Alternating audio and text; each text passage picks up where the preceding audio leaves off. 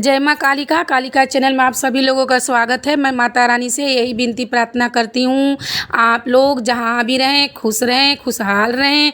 माता रानी की कृपा आप लोगों पे सदा बनी रहे, भोलेनाथ की कृपा आप लोगों पे सदा बनी रहे, गुरुदेव की कृपा आप लोगों पे सदा बनी रहे। तो जय महामाई की, जय माता रानी की, सब लोग बोलिए जय माता रानी की।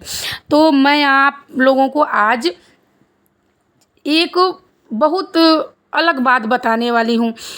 आप लोग सुनेंगे तो आप लोगों को बहुत अच्छा लगेगा। मैं इसी उम्मीद से बता रही हूँ कि आप लोगों को अच्छा भी लगे और आप लोगों को एक अलग ज्ञान भी मिल जाए, तो अलग जीवन के लिए ज्ञान मिल जाए। क्योंकि ये घर घर की बात, घर की जो बात होती है वो मैं बात बताने वाली हूँ। तो आप लोग ध्यान से सुनिए, अच्छा ज्ञान लीजिए और आगे के लिए संभर भी जाइए। तो इसीलिए मैं ये वीडियो पर आप लोगों को ये जो ज्ञान है दे रही हूँ कि आगे के लिए जो कुछ है, माता बहनें भाई लोग जो हैं, जो सब लोग, वो लोग थोड़ा आगे के लिए अपना कुछ संभर जाएं। तो इसीलिए मैं बता रही हूँ। बताने में तो बहुत दुख हो रहा है, मगर आप ही लोग देखिए, मेरा जैसे लग रहा है गला से निकलेगा नहीं, जुबान से निकलेगा नहीं, मगर फिर भी मैं सोची कि बता देती हूँ कि आप लोगों को काम आएगा। तो मैं आज कहीं गई थी, वहाँ एक बूढ़ी माँ बैठी हुई थी और वो बहुत बेचारी रो रही थी, बहुत रो रही थी। तो मैं उनका हालत देख करके मुझे बहुत दुख हुआ, बहुत दुख हुआ। मैं क्या बताऊं, जो मेरे समझ में आया मैं उनको, अब वो चीज़ नहीं बताया जाता है कुछ किए करो या चाहे ना करो किसी के साथ, तो वो चीज़ तो नहीं बताना चाहिए कि हम किसको क्या किए किसको क्या नहीं किए। तो जो माता रानी, जो माता जी का बात है मैं वो बता रही हूँ। तो माता रानी, जो माता जी थी, तो वो बेचारी बहुत दुखी थी, बहुत दुखी थी, रो रही थी। तो मैंने उनसे पूछी कि आप क्यों रो रही हो, क्या बात है, क्या दुख है आपको। तो वो बेचारी बहुत रो रही थी, बहुत परेशान थी। तो वो रोते रोते कहने लगी कि क्या बताएं बेटा, ऐसा है कि मेरे पास बहुत संपत्ति था, बहुत धन था, जो मेरे पति देव कमाए हुए थे, जो कुछ था हमने अपने बेटे और बेटियां को सबको दे दिए और आज हम खाली हो गए हैं और आज हमको घर में कोई रख नहीं रहा है, कोई पसंद नहीं कर रहा है और हम रो रहे हैं, चाहे जो कुछ अपना दुखड़ा कह रही थी हमसे। तो मुझे बहुत दुख हुआ, बहुत दुख हुआ। तो मैं सोची कि मैं आप लोगों को भी थोड़ा इस विषय पर ज्ञान दे दूं, क्योंकि आप लोग भी थोड़ा समझ जाएंगे, समर भी जाएंगे, थोड़ा संभर भी जाएंगे आगे के लिए और अच्छे से समझ भी जाएंगे। तो देखिए, आज के ज़माना में ये बहुत अलग हो गया है, आजकल ज़माना बहुत अलग हो गया है। क्योंकि जिसके पास कुछ भी नहीं रहता है उसका कोई कुछ भी वैल्यू नहीं रहता है।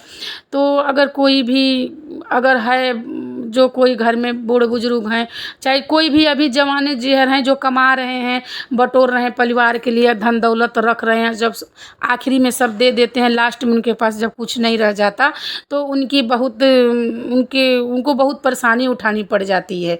तो इसलिए मैं सोची कि वीडियो बना के डाल देती हूँ कि आप लोगों को थोड़ा समझ हो जाएगा, आप लोग थोड़ा संभर जाओगे। तो वो जो बूढ़ी माँ थी उनके पास कुछ भी नहीं था, बेचारी भटक रही थी, रो रही थी, बहुत परेशान थी, उनका कोई साथ देने वाला नहीं था। और इसीलिए मैं कह रही हूँ आप लोगों को भी कि अगर ऐसा समय के लिए जब बुढ़ापा आ जाता है तो ऐसा समय के लिए कुछ धन सहित के सच के रखना चाहिए।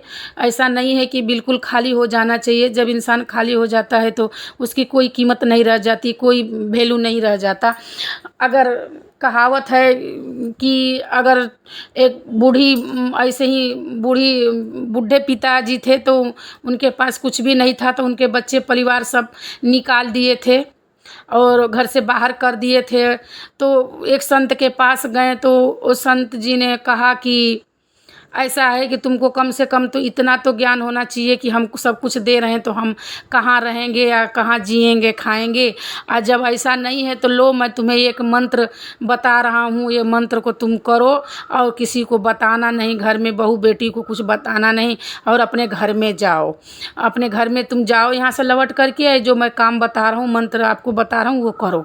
तो उन्होंने तैयार वो हो गई, या हो जाने के बाद जब घर गई तो गुरु, जो उनके पंडित जी थे, गुरु जी थे, गुरुजी के ही पास अपने गई दुखी हो करके और कहाँ जाएंगी।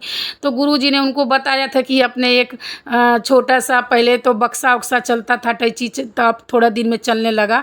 तो बक्सा था तो बोली कि बक्से में अपना 10-5 जो कुछ है ईंटा अपना भर के रख देना और बड़ा सा ताला मार देना और बोल देना कि हमारे बक्से में बहुत बड़ा धन है, जेवर है, सोना है, जो कुछ है, पैसा है, जो कुछ है बता देना।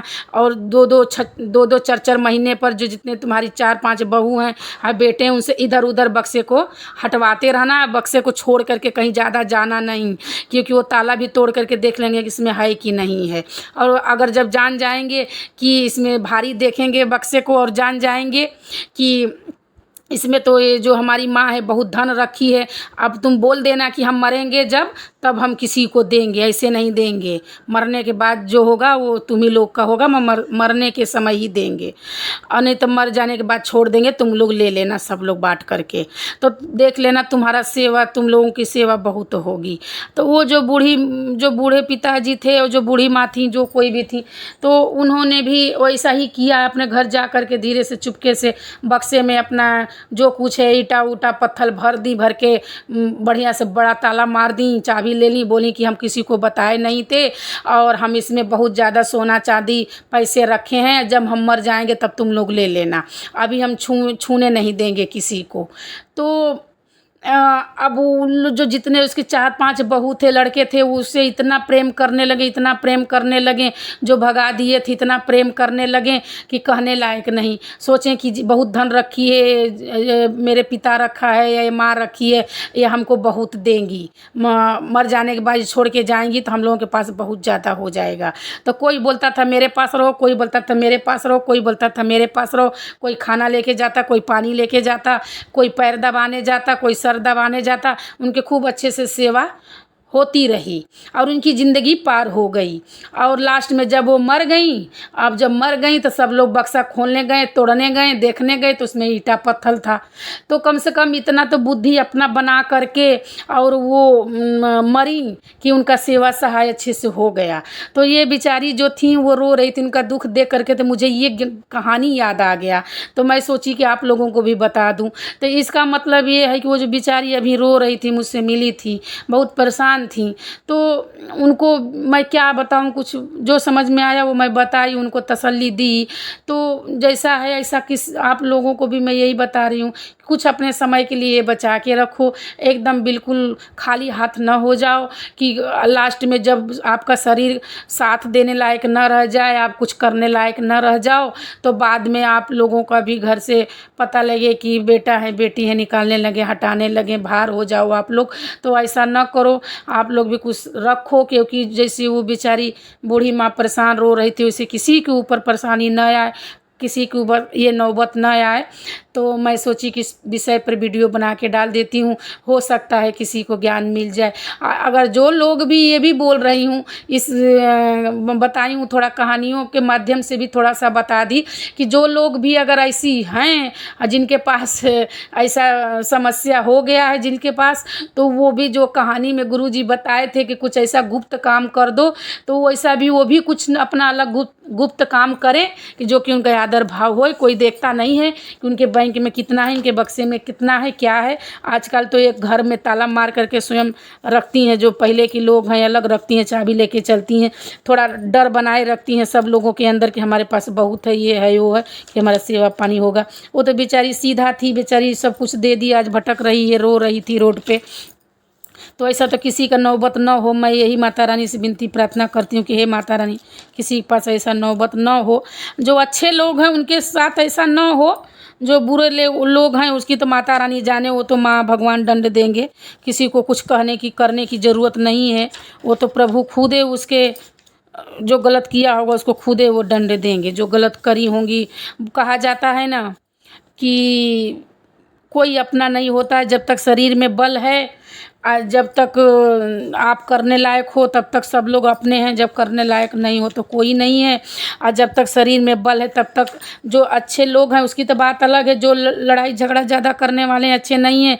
जब तक शरीर में बल है तब तक तो खूब लड़ाई झगड़ा कर लें, खूब दिखा लें, नुकसान दिखा लें, कुछ भी कर लें, बाकी लास्ट में जब वो एक दिन थक जाएंगे उस समय उनको समझ में आएगा कि हाँ हम क्या गलत किए क्या सही किए। भगवान स्वयं बताए हैं कि जब तक आप चल रहे हो, फिर रहे हो, कर रहे हो किसी के लिए, तब तक ये ना समझो कि हमारा बुरा कर्म हमारे साथ है और हम कुछ भी बुरा किए हैं तो उसका हमको फल मिल रहा है। ऐसा कुछ भी नहीं होता है। जब तक आप कर रहे हो, हाथ पैर से सही हो, तब तक कोई फल नहीं है आपके साथ, बुरा का या अच्छा का। जब आपका हाथ पैर काम नहीं करेगा, जिस समय आप बिस्तर पर हो जाओगे, कोई सुनने वाला नहीं, कोई सुनने वाला नहीं होगा, कुछ आप करने लायक नहीं रह जाओगे, उस समय खराब कर्म का फल भगवान देते हैं उस इंसान को कि अब तुम देखो कि तुम्हारे साथ कौन खड़ा है कौन नहीं खड़ा है, और आप देखो कि तुम क्या गलत किए हो क्या सही किए हो। अब पहचानो, जिस समय शरीर एकदम वृद्धा हो जाती है, कोई साथ देने वाला जब उसका नहीं रहता है, उस समय उसको अपना याद आता है कि हाँ हम क्या गलत किए हैं क्या सही किए हैं। ऐसे तो सब लोग ही बोलेंगे कि हम सही किए हैं, हम गलती नहीं किए हैं, मगर उसका सही या गलत जब वृद्धा शरीर हो जाता है तब दिखता है कि हाँ इसका सही गलत क्या है, परिवार के साथ गांव घर के साथ क्या है, कितना लोग इसके पास आ रहे हैं, पूछ रहे हैं, सेवा कर रहे हैं, और कितना लोग घर वाले कर रहे हैं, कितना नहीं कर रहे हैं। तो ये आप जान लीजिए, वही समय होता है देखने का, वही समय होता है पहचानने का, हाँ वही समय होता है कि इंसान ये गलत है कि सही है, क्या है इसका क्या फल मिला है, इसको क्या नहीं मिला है। तो मैं सोची कि थोड़ा जो वीडियो है जो मैं मुझसे मिली थी, तो मैं उनकी जो कहानी सुनी थी, इसलिए मैं सोची कि आप लोगों को भी थोड़ा शेयर कर दूं, क्योंकि हो सकता है कुछ जो लोग हैं कुछ किसी को कुछ ज्ञान मिल जाए, और जो लोग गलती कर रहे हैं वो गलती भी ना करें, और जो लोग थोड़ा परेशान हैं इस चीज़ों से तो उनको धैर्य भी मिल जाए। और माता रानी तो जो करेंगी वो अच्छा करेंगी, सब उनके हाथ में, भगवान के हाथ में है। तो ठीक है, मैं अपने बाणी को विराम दे रही हूँ। आप लोग खुश रहिए, खुशहाल रहिए, माता रानी की कृपा आप लोगों पर सदा बनी रहे, आप लोगों को सद्बुद्धि हो, आप लोगों का कष्ट दूर हो। मैं तो यही माई से कहती हूँ और यही विनती प्रार्थना भी कर रही हूँ, यही उम्मीद भी करके कह रही हूँ कि आप लोग जहाँ भी रहें खुश रहें। तो जय महामाई की, जय गुरुदेव की, जय माता रानी की।